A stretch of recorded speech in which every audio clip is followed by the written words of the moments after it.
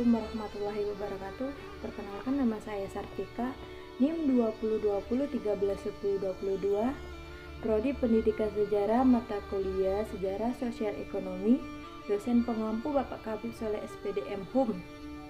Materi pertama yaitu Sejarah Sosial Ekonomi. Bagaimana pengaruh keunggulan ekonomi Indonesia terhadap lembaga sosial ekonomi? Ialah keberadaan pusat keunggulan ekonomi juga berkaitan dengan bermunculnya keunggulan lembaga sosial ekonomi. Dengan tumbuhnya pusat-pusat keunggulan ekonomi, maka dampak bertumbuhnya produksi barang dalam negeri meningkat apabila pusat keunggulan tersebut mampu menarik minat pasar luar negeri. Mengapa ekonomi setiap orang beragam? Ialah ekonomi setiap orang beragam karena setiap orang memiliki tingkat pendapatan dan pengeluaran yang berbeda-beda, atau memiliki setiap jumlah pendapatan yang berbeda-beda. Selain itu, setiap orang juga memenuhi kebutuhan ekonominya dengan cara yang berbeda-beda. Setiap orang memiliki kebutuhan sesuai dengan pendapatannya. Ada yang pengeluarannya lebih besar dan pendapatannya, atau sebaliknya. Hal itu tersebut menyebabkan setiap orang memiliki tingkat ekonomi yang beragam. Maritiman Sriwijaya. Bagaimana awal mula kerajaan Sriwijaya? Jawabannya, kerajaan ini mulai berdiri sejak tahun ke-7 Masehi atau abad ke-Masehi oleh Dapunta Hyang Srijanasa. Pendiri kerajaan ini dimulai dari perjalanan suci atau Siddhartha Dapunta Hyang Srijanasa menggunakan perahu. Dapunta Hyang bahkan membawa 20.000 orang pasukan untuk membangun kerajaan Sumatera Selatan dan Jambi.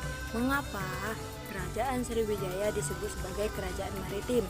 Jawabannya, karena didukung oleh berbagai bukti yang ada, yaitu letak kerajaan Sriwijaya yang terletak di wilayah tepi Sungai Musi sebagai sungai terpanjang di Indonesia, sehingga dekat dengan air dan transportasi perairan, sudah mengenal teknologi perbuatan perahu. Kembangan perekonomian masa Majapahit. Bagaimana runtuhnya kerajaan Majapahit? Jawabannya, keruntuhan kerajaan Majapahit letaknya antara berbagai problematik internal dan ancaman serangan dari Kesultanan Demak sebagai kerajaan Islam pertama di Jawa. Serangan itu dipimpin oleh Putri Unus, Sultan Demak kedua dari mantu dari Raden Patah pada tahun 1488 sampai 1521 Masehi. Mengapa kerajaan Majapahit disebut sebagai kerajaan agraris? Jawabannya, karena Majapahit menggabungkan kekuatan di bidang ekonomi dari bercocok tanam padi agraris dan pengusaha perdagangan rempah-rempah maritim. Sejarah kehidupan sosial dan ekonomi masa sistem pajak di Indonesia. Bagaimana sistem tanam paksa kolonial?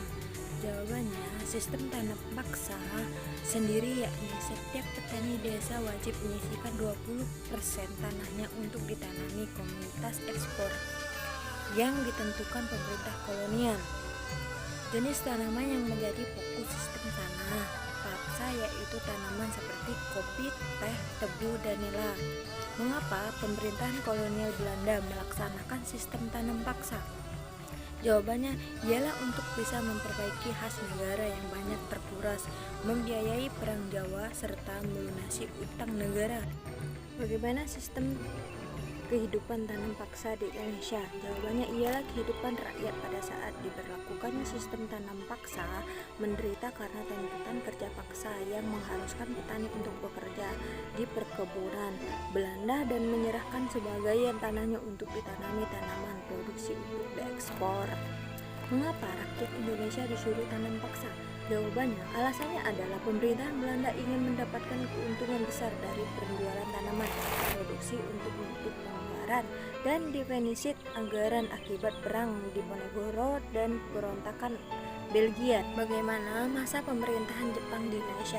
Jawabannya, masa penjajahan Jepang di Indonesia dimulai pada tahun 1942.